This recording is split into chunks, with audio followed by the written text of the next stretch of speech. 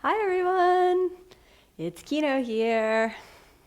I'm in Costa Rica. Hi, I bet you thought I forgot all of the yoga challenge. Well, I didn't. I was just traveling. I'm here in beautiful Costa Rica and it is absolutely stunning. I'm in my hotel. I went to look for a place nearby to do this little video and chat with you about the challenge, but first of all, I had no Wi-Fi and I need the Wi-Fi to chat with you here. And second of all, there was really just not a good place nearby. I'm in San Jose and I'm here teaching this weekend. I have this beautiful blessing of traveling the world and sharing yoga with people all over the world. And I'm so grateful. And I'm also really grateful that the Wi-Fi here in the hotel lets me chat live with you. Isn't that really awesome? So here we are. This is day 23 of the yoga challenge. Amazing. Wow, we made it this far.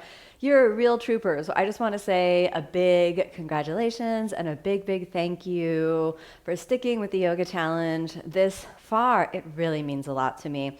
And I hope it means a lot to you too. You know, the decision to practice yoga and to stick with it is not the most easy thing in the world.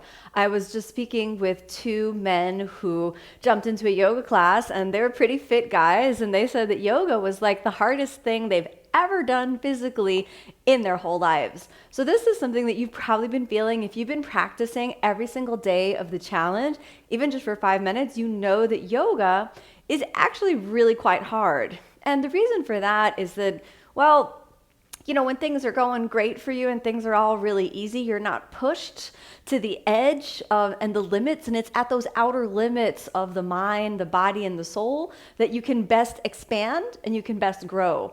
So remember, you're here in the yoga practice, not just to bend and stretch the body, but you're here in the yoga practice to grow spiritually. And it's really that spiritual development that we're after, and it's the heart-opening feeling of happiness, the heart-opening feeling of love and joy, peace in the mind, a healthy, vibrant, happy body, and a warm, loving, joyful, open heart. This is really what yoga can offer you over many years of practice.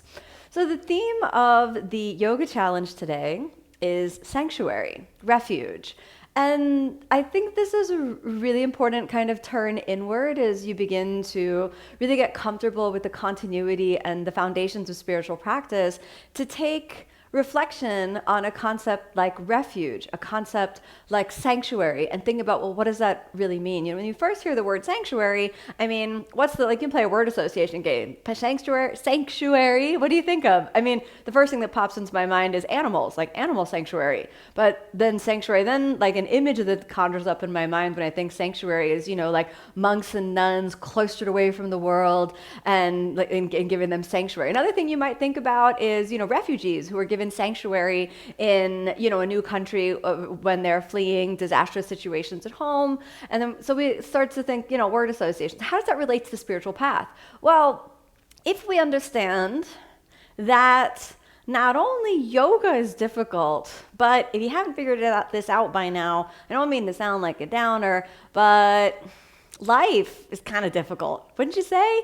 I mean, like, life is difficult. I mean, life is beautiful too, but like life is also really difficult. You know, taxes are confusing, and you know, doing your accounts is annoying. They're like always less than you want them to be, and you know, like life is just difficult.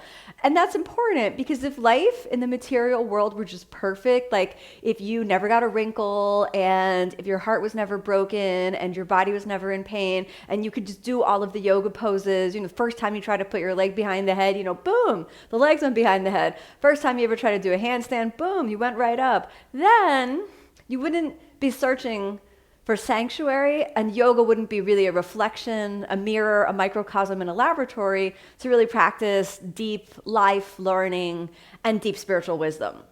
So life contains difficulty. And again, I think if everybody takes a moment and just acknowledges that, it's not to deny the beauty that is kind of underneath that difficulty, or to say that it's depressing philosophy or anything like that. But when you really pause and think about, you know, actually things in the material world are kind of difficult. Like it's hard to clean things and keep them up. Things in the material plane fall under the laws of entropy, meaning they kind of deteriorate and disintegrate over time. They move towards chaos, they move towards disintegration. So then we think about, okay, well, here I am, subject to this ever-changing world, subject to these ups and downs. Here I am, and where can I find lasting happiness, true peace? Where does that rock of imperturbable peace that I can build my own sanctuary, where does that exist? Well, yoga says you have to build that for yourself in your own heart, that the sanctuary is within, and you take refuge, you sort of declare yourself that you take refuge along the teachings, along the path, and along the following in the footsteps of those who come before you. Now, the concept of refuge can mean many, many different things. So when we think about refuge and sanctuary, it necessarily means that we're seeking sanctuary or refuge from something. If we weren't tormented by the material world, if we hadn't realized that all the bliss of the material world is just an illusion, then we would have no need to look deeper down into the inner world and find a sanctuary that is beyond the fluctuations of the material world. There's an Old English poem that, an Old English that I remember and really speaks to this. And this Old English poem says, world is bliss, ne has no true. Translate that into contemporary English, And then you have the bliss of the world has no permanent truth. The bliss of the world, it comes and it goes. It comes and it goes. Sometimes you're on top and sometimes you're on the bottom. Sometimes you feel like the world is your friend, and sometimes you feel like, man, everything is just obstacle around. So when you experience that, it's so easy to become bitter, to become angry, to become resentful and feel like life isn't fair. The cards are stacked against me. You can go into a whole kind of spin around victimhood. Or you can seek refuge and spiritual sanctuary in the true space of the inner world. This is what yoga has to teach you. That the idea of sanctuary and the idea of refuge includes the notion of surrendering to a power that's greater and grander than yourself. The idea that you bow down to an authority whose infinite wisdom, benevolence, and goodness you trust. And then in that space, you can find purpose, meaning, lasting happiness, and true peace. It's like a solid rock that you build your house upon that can weather any storm. And this is the inner sanctuary. Now, there are a couple of other things I want to talk about in relation to sanctuary. If you think about the heart, I don't only mean the muscle of the heart, but kind of the spiritual heart. When we think about tuning into the infinite space of the inner body, and at the level of the heart, you can really feel infinite depth. And the sanctuary of the heart is a place where you can retreat into within yourself and feel warmth, vibration, presence, perhaps even, a presence of all-knowing light, which you could call God, or a seed of divinity, which you might want to call source or vibration, or you may want to call, the love of the universe, whatever your personal relationship with divinity is. I'm not here, to preach to you about that. I am here, however, to say that yoga offers you a path for that direct personal connection so that you can seek refuge, not in something outside of yourself, but in something that's inherent within your inner being. And that pathway is very much through the heart center. So you could almost feel that there's a temple or sanctuary within the heart, a place that you can return to deep within. And you can go there in times of difficulty simply by closing the eyes and dropping your attention deep down within. Now, in the spiritual tradition of Buddhism, it's understood that you take refuge in what's called the triple gems. And the triple gem means the three kind of shining goalposts in the wisdom tradition of Buddhism, which is the Buddha. And this is the promise, not that the Buddha is going to come save you, but that you have Buddha nature within yourself. And when you take refuge in the Buddha, it essentially says, okay, I'm following in these footsteps. this is my guru, this is my teacher, these are the footsteps I want to follow in. And it's sort of you're holding on to the promise of, yeah, this methodology, this path, this is good, this teacher is good, I take refuge. It's almost like, again, if we use the analogy of a refugee, then when you seek sanctuary in a particular tradition, then you kind of join that nation, you could say. So when you take refuge in any spiritual path, then this is, again, you take refuge in the teaching of the Buddha. We have the triple gem, the Buddha, the Dharma, which is the teaching itself and the whole path as it unfolds, and the Sangha. And the Sangha is interesting. We haven't really talked about the Sangha very much. The Sangha is a spiritual community of like-minded individuals that comes together to help hold the vibration of sort of the turning of the mind in towards more highly evolved, high vibration, more love, more peace, more joy. Because if you're out there on your own, trying only to find sanctuary within, and each time you go out into the world, there's no support with friends or spiritually aligned friends. If you meet resistance all around you in, people, and there's no place for you to get support for your journey, it feels really, really lonely. So when we have kind of the notion of the high teacher, whether that's the Buddha, or whether that is your personal relationship with God, or whether it's Jesus Christ, or any way that you feel that following in the footsteps of this saintly, holy person can awaken within you that spark of divinity, then you take refuge and follow in those footsteps. The Dharma, the spiritual teaching, the path that unfolds before you, and then the Sangha, the connection to like-minded individuals. So I suggest for everybody watching this video to create a little bit of virtual Sangha. Comment and like on each other's, comments, and create a little community and support each other's journey, especially everyone that's joining the challenge. Follow each other on Instagram and like and comment on each other's posts, and give each other support and make spiritual friends. And it really, really, really makes a difference. And if you ever feel lonely on the path, I'm here for you. Everyone on Om Stars is here for you.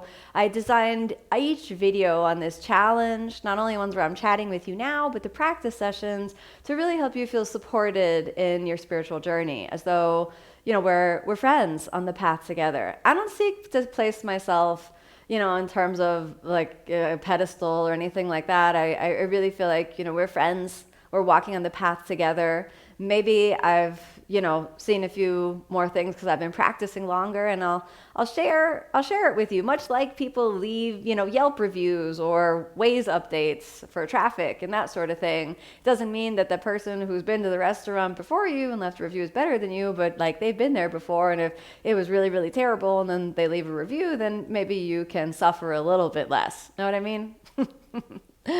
So now for today's reflection point, come to a comfortable seated position, and we'll find that sanctuary in the heart together. Close the eyes and bring your attention to the heart center.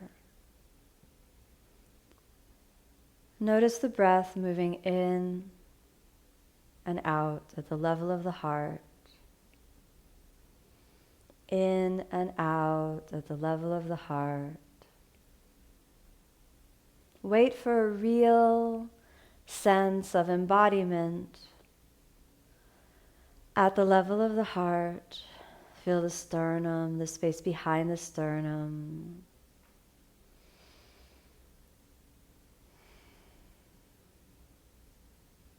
And then, using a bit of the creative space of the mind, see yourself crossing over a bridge inside the heart. Take a moment and feel that path open before you, and just feel yourself crossing over a bridge in the heart. On the other side of that bridge, there is a sacred space of sanctuary in the innermost temple of the heart. Take a few moments and see that temple in the heart. There may be candles, there may be an altar. Notice the texture of the floor, the color of the walls, the material that this sacred space is made of. And then perhaps feel yourself kneeling down, surrendering, taking refuge.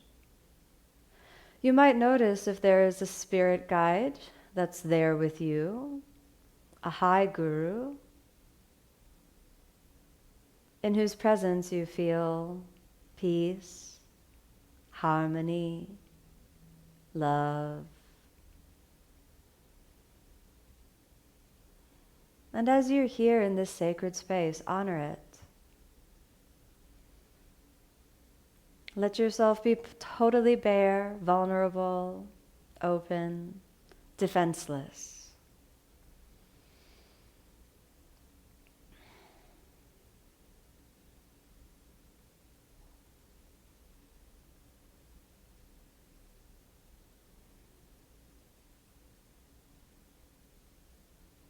Notice if there are any emotions that seem to bubble up as you're here. If there's any wisdom teaching that seems to bubble up to the surface here. Perhaps it's enough to know that this space exists within you. Perhaps you feel loved, supported, seen, and understood exactly as you are.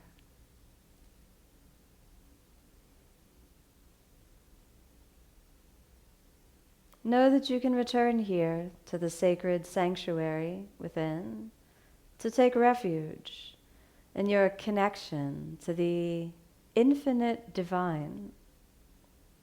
But for now, know that you are restored, recharged, fulfilled. And then allow yourself a deeper breath from the heart. Gently walk back over the bridge. Come back to the physical body. Notice the chest and the heart.